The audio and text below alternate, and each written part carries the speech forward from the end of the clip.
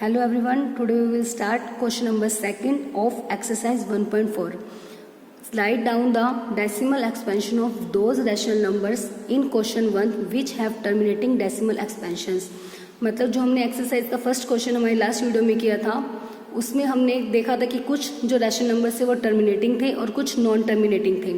उसमें हमने सॉल्व किया था ना कि जो भी हमारा डिनोमिनेटर अगर 2k and 5km के फॉर्म में होगा then the rational numbers are terminating, otherwise non terminating and repeating. तो अब इसमें वही बोला है उन रैशनल नंबर में से जो भी रैशनल नंबर्स टर्मिनेटिंग थे, ठीक है, सिर्फ उन्हीं की हमें डेसिमल एक्सपेंशन फाइंड आउट करनी है और जो नॉन टर्मिनेटिंग थे उनकी हमें डेसिमल एक्सपेंशन फाइंड आउट नहीं करनी. अब उसमें जो हमारा फर्स्ट पार्ट था 13/3125 वो हमारा कैसा टर्मिनेटिंग डेसिमल एक्सपेंशन थी उसकी. तो बस अब उससे हमने किसके अंदर उसकी हमें डेसिमल एक्सपेंशन मतलब उसकी डेसिमल फॉर्म हमें फाइंड आउट करनी है. इसके करने के दो टाइप हैं, मतलब एक तो आप डायरेक्ट इसको 3125 से 13 को डिवाइड करो तब उससे आपकी डेसिमल फॉर्म आ जाएगी, क्योंकि डेसिमल का मतलब हमें इसे पॉइंट्स में निकालना है. वो एक मेथड हो गया कि आप इसे लॉन्ग डिवीज़न करोगे और एक मेथड हम जो करेंगे उससे हम मतलब उसमें हमें लॉन्ग डिवीज़न की बिना भी हम उसे सॉल्व कर सकते हैं. अब उसमें सबसे पहला स्टेप सेम ही होगा कि जो डिनोमिनेटर है उसके हमें फैक्टर्स चाहिए होंगे. तो 3125 सबसे पहले इसके फैक्टर्स फाइंड आउट करेंगे. सबसे पहले किसके टेबल पे डिवाइड होगा 5 की टेबल पे 6 2 5, फिर अगेन 5 की टेबल पे डिवाइड होगा 5 1 जा 5 5 2 जा 10 5 5 जा 45, अगेन ऑन 5 5 2 जा 10 5 5 जा 25, फिर 5 5 जा 25 5 1 जा 5. तो अब इसमें हमारी डेसिमल इसमें क्या करेंगे, अब जो फैक्टर्स आए हैं 5 की पावर कितनी होगी 1 2 3 4 5, तो 5 की पावर 5. ये तो आ गई factorisation, prime factorisation of denominator. अब इसकी हमें डेसिमल एक्सपेंशन फाइंड आउट करनी है. इसके लिए पहले हम कंसेप्ट को समझेंगे. अब देखो मान लो 13 है हमारे पास बाय में 10, तो अब इजीली उसका 1.3 इजीली हम इसकी डेसिमल एक्सपेंशन फाइंड आउट कर सकते हैं. या हमारे पास होता 13 बाय में 100, तभी हमें पता है कि 2 zeros हैं तो 2 वैल्यू से पहले क्या लग जाएगा पॉइंट.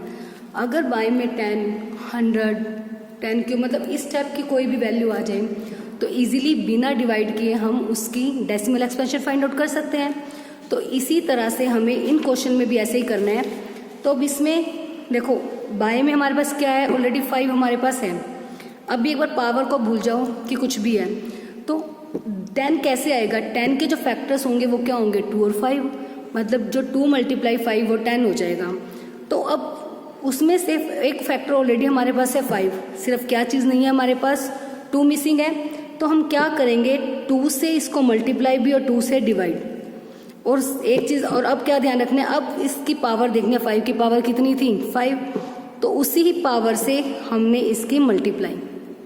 एक बार फिर देखो, जब भी डेसिमल एक्सपेंशन हमें फाइंड आउट करनी हो बिना डिवाइड किए तो हम क्या करेंगे, जो नीचे वाले फैक्टर्स हैं ना वो 2 और 5 के फॉर्म में. अब पता है जो टर्मिनेटिंग डेसिमल है वो हमेशा 2 5 या बोथ इन दोनों के टर्म्स में ही होगा, उसका जो प्राइम फैक्टराइजेशन होगी डिनोमिनेटर की. तो अब इसमें 5 ऑलरेडी इसका फैक्टर है, इसका फैक्टर कौन सा नहीं है 2, तो बट हमें 10 बनाने के लिए 2 की भी नीड है, तो इसलिए हमने 2 से मल्टीप्लाई डिवाइड किया. बट अगर जब तक इनकी पावर सेम ही नहीं होगी तो ये तो 10 बनेगा ही नहीं. अब जैसे मान लो मेरे पास ये है 5 का स्क्वायर मल्टीप्लाई 2, 5 का स्क्वायर हो गया 25 25 मल्टीप्लाई 2 ये तो 50 हो गया. क्या ये 100 या 10 बना, नहीं बना. बट 5 का स्क्वायर है और अगर मैं 2 के स्क्वायर से ही मल्टीप्लाई कर दूं, मतलब 5 का स्क्वायर 25 और 2 का स्क्वायर 4, तो 25 4 जा 100. मतलब अगर दोनों की पावर सेम है 5 की भी और 2 की भी, दोनों की पावर सेम है, उस केस में वो सेम 10 की पावर हो जाएगी ना 2, उसी अकॉर्डिंगली बन गया. तो यहीं पर हमने सेम इसलिए ऐसा करना है कि अगर 5 हमारे पास फैक्टर है तो 2 भी चाहिए, बट पावर दोनों की कैसी होनी चाहिए सेम. अगर इसकी 5 है तो इनकी भी क्या होनी चाहिए 5. अब ऊपर तो सिंपल इनकी क्या कर देंगे मल्टीप्लाई, 2 की पावर 5 कितना हो जाएगा 32. काउंट कर सकते हो 2 2 जा 4 4 2 जा 8 8 2 जा 16 16 2 जा 32, मतलब 5 टाइम अगर 2 की मल्टीप्लाई करेंगे तो कितना आ जाएगा 32. बाय में क्या हो जाएगा, अब आपने ये रूल किया हुआ है ना कि कोई भी मान लो जैसे a की n इनटू बी की एन। जब भी पावर सेम होती है तो क्या करते हैं, जो हमारे बेस होते हैं उनकी मल्टीप्लाई कर देते हैं और पावर को एक साथ ले लेते हैं, मतलब a मल्टीप्लाई बी की एन, इस टाइप से राइट कर सकते हैं ना। तो यहाँ पे हमने सेम यही करना है, पावर दोनों की सेम है 5, तो पावर को कंबाइंड कर दिया, अंदर 5 मल्टीप्लाई 2, मतलब कितना हो गया 10 की पावर हो गई ना 5। तो बस पहले क्या करेंगे 13 और 32 की मल्टीप्लाई, तो इनकी मल्टीप्लाई कितनी आ गई 416 बाई में 10 की पावर 5। 10 की पावर 5 मतलब कितनी जीरोज हो जाएंगी, 5 जीरोज हो जाएंगी। तो पॉइंट कितनी वैल्यू से पहले लगेगा 5 वैल्यू से, बट हमारे पास तो कितनी वैल्यूज है ओनली 3 4 1 6। 5 वैल्यू से लगाने के लिए 2 जीरोज लगा देंगे 0.0। तो पॉइंट के बाद कितनी वैल्यूज आनी चाहिए 5, बिकॉज 10 की पावर कितनी है हमारे पास 5। ठीक है, क्लियर हो गया अभी ये मेथड कि डिनोमिनेटर में अगर 5 और 2 में से कोई भी एक वैल्यू है, दूसरी वैल्यू को सेम पावर के साथ हमने मल्टीप्लाई या डिवाइड, सिर्फ डिवाइड या मल्टीप्लाई नहीं कर सकते, दोनों कंपल्सरी हैं ताकि कोई भी क्वेश्चन पे इफेक्ट ना पड़े। अब ऐसे ही नेक्स्ट क्वेश्चन है हमारा 17/8। अब इसमें 8 के फैक्टर्स क्या हो जाएंगे, 8 क्या होता है 2 का क्यूब, तो 17 बाई में 2 का क्यूब। अब इसमें जो फैक्टर है वो हमारा क्या है 2, तो किसकी नीड है हमें 10 बनाने के लिए 5, बिकॉज 2 5 are 10। तो 5 का क्यूब बाई में 5 का क्यूब, क्योंकि 2 की पावर कितनी है 3, तो उसी पावर से हमें उसको मल्टीप्लाई और डिवाइड करना है।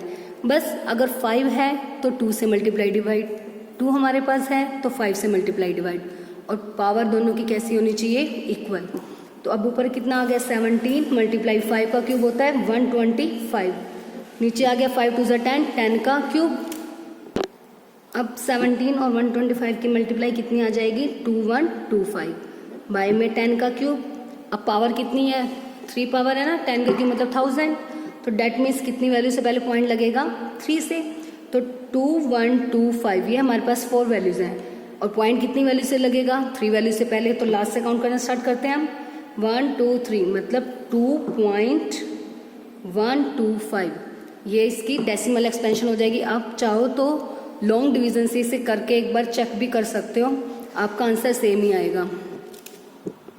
नाउ नेक्स्ट पार्ट है 15 बाई में 1600, तो सेम 1600 के फैक्टर्स बनाएंगे पहले। अब 1600 के फैक्टर्स बना लिए हमने। अब 15 बाई में 2 की पावर आ गई 6 और 5 का क्या हो गया स्क्वायर, क्योंकि 2 कितने टाइम है 6 टाइम और 5 कितने टाइम है 2 टाइम। अब इसमें ये तो है हमारे पास 2 और 5 दोनों हमारे पास फैक्टर्स ऑलरेडी हैं, बट क्या हमारे पास दोनों की पावर सेम है, नहीं। 2 की पावर तो कितनी है 6 और 5 की पावर कितनी है 2, तो दोनों की पावर भी तो सेम होनी चाहिए। ये कंडीशन तो है ही कि फैक्टर्स में 2 और 5 दोनों होने चाहिए, बट उसके साथ दोनों की जो पावर है वो भी कैसी होनी चाहिए, सेम होनी चाहिए। बट यहाँ पे तो पावर सेम है नहीं, तो क्या करेंगे 2 की 6, ये तो बहुत बिग पावर है, ये एज इट इज रहेगी। 5 की पावर 2 है हमारे पास, तो 5 की पावर को भी क्या बनाना पड़ेगा 6 बनाना पड़ेगा हमें। तो 5 की पावर 2 ऑलरेडी है, 6 बनाने के लिए कितनी पावर की और जरूरत है हमें 4 पावर की, तो 5 की पावर 4 से मल्टीप्लाई भी और 5 की पावर 4 से क्या कर देंगे इसको डिवाइड।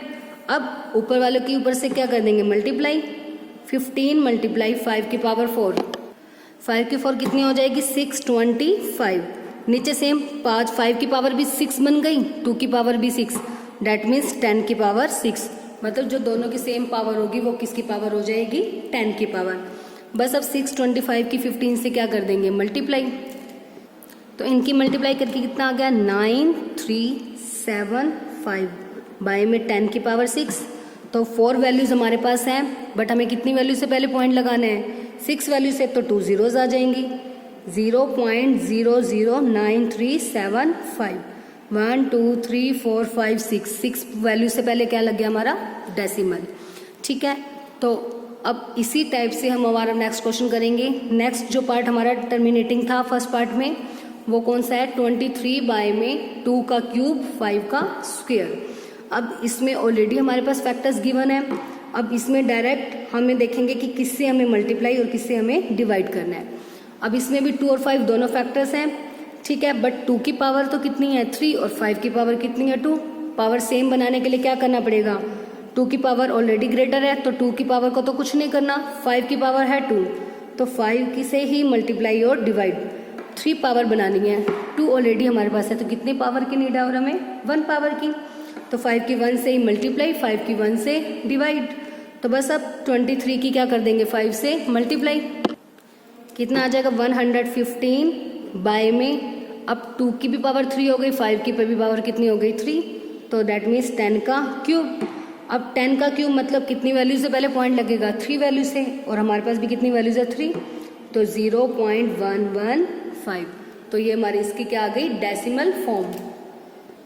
अब नेक्स्ट पार्ट क्या है 6 बाय में 15, तो 15 के फैक्टर्स तो क्या होंगे 3 5 ज़ा 15, अब 3 से तो कैंसिल हो गया 2, 2 बाय में 5 आ गया। अब फैक्टर में क्या है हमारे पास डिनोमिनेटर में 5, तो किससे मल्टीप्लाई डिवाइड करना पड़ेगा 2 से, इसकी पावर भी 1 है तो 1 पावर से ही हमें इसकी क्या करनी पड़ेगी मल्टीप्लाई और डिवाइड। तो बस 2 2 ज़ा 4, 4 बाय में 10, तो 4 बाय 10 मतलब 0.4, क्योंकि 1 0 है तो एक की वैल्यू से पहले डेसिमल लगेगा। अब ऐसे ही 6 है हमारा 35 बाय में 15। अब आप चाहो तो पहले इसे डायरेक्ट कट भी कर सकते हो, क्या है जैसे 35 बाय में 50, अगर 5 के फैक्टर इसके क्या बनाएंगे 5 5 ज़ा 25, 25 2 ज़ा 50, 5 मल्टीप्लाई 5 मल्टीप्लाई 2, ये इसके फैक्टर बनेंगे। अब देखो इसे कैंसिल भी तो हो रहा है, 5 7 ज़ा 35, तो डायरेक्ट 7 बाय में कितना आ गया 10, तब इसमें ऑलरेडी हमारे पास 10 है तो हमें इसमें किसी भी नंबर से ना तो मल्टीप्लाई करने की ज़रूरत है ना ही डिवाइड करने की ज़रूरत है, तो डायरेक्ट हमारा आंसर आ जाएगा यहाँ से 0.7। मीन्स अगर ऑलरेडी आपके पास सेम पावर में ही डिनोमिनेटर में 5 और 2 दोनों आ जाए तो उसके बाद किसी भी नंबर से डिवाइड या मल्टीप्लाई करने की नीड नहीं होती। ठीक है, आई होप आपको ये क्लियर हो गया होगा। फिर भी एक बार मैं अगेन आपको बता देती हूँ कंसेप्ट, कि जब भी आपको कोई भी ऐसे रैशनल नंबर्स गिवन है उसकी हमें डेसिमल एक्सपेंशन फाइंड आउट करनी है बिना लॉन्ग डिवीजन के, तो आप क्या करोगे, जो भी हमारे डिनोमिनेटर में वैल्यू होगी सबसे पहले हमें उसकी प्राइम फैक्टराइजेशन देखनी है। प्राइम फैक्टराइजेशन हमें पता है जो भी हमारा टर्मिनेटिंग नंबर होगा उसकी प्राइम फैक्टराइजेशन हमेशा 2 और 5 में ही आएगी। ठीक है, तो मतलब 2 या तो दोनों भी हो सकते हैं या अकेला अकेला भी हो सकता है। अगर ऑलरेडी दोनों में ही है और डिनोमिनेटर में उनकी पावर भी सेम है तो डायरेक्ट हमारा आंसर हो जाएगा, क्योंकि वो 10 की पावर मान लो जैसे 2 की पावर 3 है और 5 की पावर भी 3 है डिनोमिनेटर में, तो डायरेक्ट वो 10 की पावर कितनी हो जाती है 3। तो उस केस में तो इजीली हम अपना डेसिमल फाइंड आउट कर सकते हैं। बट जैसे हमारा फर्स्ट क्वेश्चन था हमारे पास सिर्फ 5 की पावर 5 ये इसके डिनोमिनेटर में प्राइम फैक्टर्स आए थे, बट हमें 5 और 2 दोनों की नीड है नीचे, तो इसीलिए जितनी पावर 5 हमारे पास है उतनी ही पावर 2 से हम मल्टीप्लाई और डिवाइड कर देंगे। सेम नेक्स्ट क्वेश्चन जो हमारा था उसमें 2 गिवन था तो हमने किससे मल्टीप्लाई डिवाइड कर दिया 5 की उतनी ही पावर से जितनी हमारे पास 2 की पावर है। ठीक है, उसके बाद डायरेक्ट जो डिनोमिनेटर का वो हमारा 10 में कन्वर्ट हो जाएगा। अगर पावर सेम होगी दोनों की तो हमारा डेसिमल जो है सॉरी डिनोमिनेटर जो है वो किस में कन्वर्ट हो जाएगा 10 पे। 10 में आ जाएगा, पावर कितनी हो जाएगी क्योंकि जो दोनों की पावर सेम होगी, जैसे यहाँ पावर 3 थी तो 3, इसमें पावर 5 थी तो यहाँ पे 10 की पावर कितनी आ जाएगी 5। मतलब जितनी भी 10 की पावर होगी उतनी वैल्यू से पहले हम क्या लगा देंगे पॉइंट। ठीक है, और इन केस जैसे हमारे पास क्वेश्चन है इसमें ऑलरेडी दोनों वैल्यूज हमारे पास है, मतलब 2 भी है डाउन में और 5 भी है, बट क्या कमी है इसके अंदर, इसमें 2 की पावर तो 3 है बट 5 की पावर तो 2 है, पावर सेम नहीं हुई तो पावर को भी तो हमें सेम करना पड़ता है। तो किसकी पावर कम है 5 की ना, कितनी पावर मिसिंग है 1 पावर, तो उसी से मल्टीप्लाई और क्या कर देंगे डिवाइड।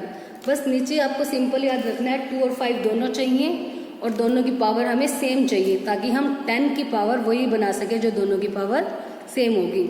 इससे इजीली हम डेसिमल बना सकते हैं।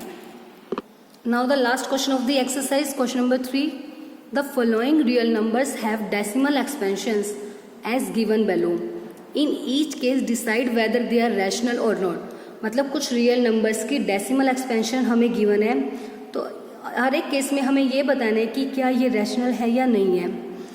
And if they are rational and of the form p by q, अगर वो रैशनल है और पी बाई क्यू की फॉर्म में है then what can you say about the prime factors of q, q की प्राइम फैक्टर्स के बारे में हम क्या कहेंगे।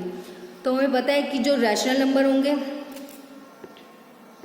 हमें रैशनल नंबर्स का कंसेप्ट ऑलरेडी पता है कि रैशनल नंबर कौन से होते हैं। एक तो जो नंबर्स टर्मिनेटिंग हो जाएं, जो टर्मिनेटिंग होंगे मतलब जिसमें डैश डैश नहीं होगा, मतलब जिसका रिमाइंडर 0 होता है, उस केस में तो डायरेक्ट कैसे होंगे रैशनल नंबर होंगे वो। जो भी टर्मिनेटिंग वैल्यू होगी डेसिमल में वो क्या होते हैं हमारे रैशनल नंबर्स। और रैशनल नंबर नॉन टर्मिनेटिंग भी होते हैं। कौन से होते हैं? Non terminating. But non terminating के साथ एक सिचुएशन और होती है कि रिपीटिंग भी होंगे, वो रैकरिंग बोल सकते हो या फिर रिपीटिंग। अगर टर्मिनेटिंग है तो वी कैन से डायरेक्टली कि it is a rational number. But अगर नॉन टर्मिनेटिंग है मतलब कंटिन्यू चल रहे हैं और उसके साथ अगर नंबर्स रिपीट भी हो रहे हैं, then we can say that these are the rational numbers. और जब नॉन टर्मिनेटिंग है बट रिपीट नहीं होते तो उस टाइप के नंबर्स को हम क्या बोलते हैं? Irrational numbers. ठीक है, नॉन टर्मिनेटिंग है, नॉन रिपीटिंग है तो वो क्या हो जाते हैं? हमारे इरेशनल नंबर्स। तो यही कंसेप्ट हमने यहाँ अप्लाई करना है। जैसे हमारा फर्स्ट पार्ट है 43.1 2 3 4 5 6 7 8 9। अब इसमें कोई भी कॉन्टिन्यूटी का साइन नहीं है, कॉन्टिन्यूटी का सिंबल होता है मतलब अगर डैश डैश डैश साथ में लगा रखे होते, बट नहीं है ना। दैट मीन्स जो ये डेसिमल है ये टर्मिनेटिंग डेसिमल है। अब डेसिमल टर्मिनेटिंग है, दैट मीन्स वो कैसा होगा? Rational number. तो बस अब हमें इसमें यही राइट करना है। सो बस यही राइट कर देंगे।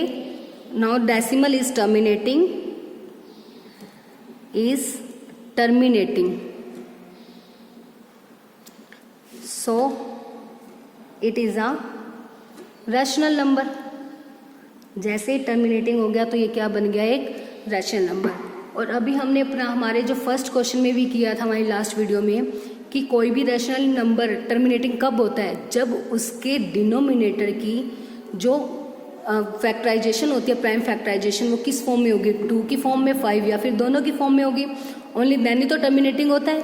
तो इसने यही पूछा है कि अगर वो रैशनल है तो मतलब p बाई क्याऊ की फॉर्म में है तो उस केस में आपको बताना है कि जो क्याऊ होगा उसके प्राइम फैक्टर्स क्या होंगे। तो उसके प्राइम फैक्टर या तो 2 होंगे या 5 होंगे या फिर दोनों के केस में ही होंगे।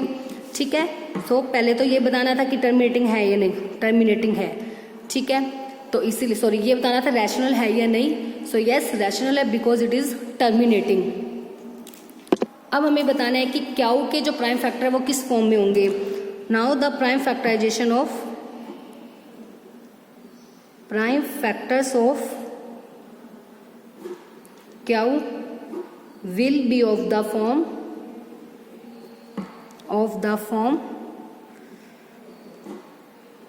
2 और 5 और both। टर्मिनेटिंग जब भी होगा कोई भी रैशनल नंबर, उस केस में जो क्याऊ के फैक्टर होंगे या तो 2 होंगे, अकेला 2 भी आ सकता है ना, या 5 या फिर दोनों हो सकते हैं। बस यही केसेस होंगे, इसके अलावा कोई और केस नहीं होगा। That's why I mention here only कि 2 होगा, 5 होगा या फिर बोथ ओनली।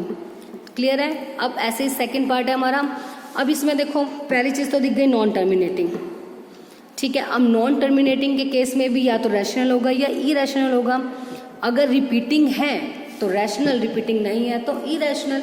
अब इसमें देखो पहले आ गया 1 2 0, फिर नेक्स्ट टाइम 1 2 0 0, फिर 1 2 0 0, 1 2 4 टाइम 0। कुछ भी सेम नहीं है, ये तो वैल्यूज डिफर होती जा रही है। पहले 1 0 आ गई, फिर 2 0 आ गई, फिर 3, फिर 4, इस टाइप से वैल्यूज चेंज हो रही है। तो इसीलिए ये रिपीटिंग भी नहीं है और नॉन टर्मिनेटिंग है। तो इस टाइप के जो डेसिमल होते हैं वो कैसे हो जाते हैं? Irrational numbers. तो बस हमें यही राइट करना है कि जो डेसिमल है is non terminating and not repeating. And non repeating या नॉट रिपीटिंग आप लिख सकते हो, रैकरिंग भी मेंशन कर सकते हो यहाँ पे, not repeating. Therefore it is a irrational number या not rational. Therefore it is not rational, क्योंकि अब से ये पूछा हुआ है ना कि रैशनल है या नहीं, तो हम ये बोल देंगे कि नॉट रैशनल। अब लास्ट पार्ट, अब इसमें बार का मतलब क्या है कि नंबर रिपीट हो रहा है। नंबर रिपीट हो रहा है और रिपीट होता है और बार आ गया तो that means number non terminating भी है, क्योंकि अगर हम बार हटाएंगे तो यही वैल्यूज रिपीट होंगी 1 2 3 4 5 6 7 8, फिर से 1 2 3 4 5 6, मतलब कॉन्टिन्यूटी में ये वैल्यूज चलती रहेगी, कभी भी स्टॉप नहीं होगी। ठीक है, तो बस अब इसका भी यही रीज़न रहेगा कि जो डेसिमल है, decimal is non terminating but repeating तो है, एंड रिपीटिंग, नॉन टर्मिनेटिंग होने के साथ साथ कैसा है, रिपीटिंग। ठीक है, अब रिपीटिंग है तो कैसा हो गया ये, rational number. So it is rational, rational number हो गया। रैशनल नंबर हो गया तो हमें क्या बताना है कि क्या के फैक्टर क्या होंगे। अब हमें पता है कि जब हमने फर्स्ट क्वेश्चन में किया था कि नॉट टर्मिनेटिंग और रिपीटिंग कब आया था, जब 2 और 5 के फॉर्म में फैक्टर्स नहीं थे, बल्कि उनके अलावा कोई एक अनदर फैक्टर आ जाए, कुछ भी आ सकता है, 7 आ जाए, 3, एनी अदर नंबर। ठीक है, मतलब 2 और 5 को छोड़ के कोई भी अनदर नंबर अगर उसके फैक्टर में आ जाए तो हम कहेंगे कि ये नॉन टर्मिनेटिंग और रिपीटिंग है, बट है ये रैशनल नंबर। तो इसका रीजन ये लिखेंगे, so the prime factor of या therefore the prime factors of Q will be, Q will must have या will also have a factor other than 2 और 5। द 2 और 5 के अलावा कोई एक अनदर फैक्टर भी आ जाए तो वो कैसा हो जाएगा, नॉन टर्मिनेटिंग। अब इसी के साथ ये आपकी एक्सरसाइज और ये चैप्टर भी आपका फिनिश हो गया।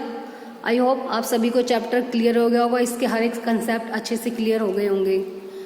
अगर किसी स्टूडेंट को कोई भी प्रॉब्लम है then they can ask to me, I will definitely clear your doubts.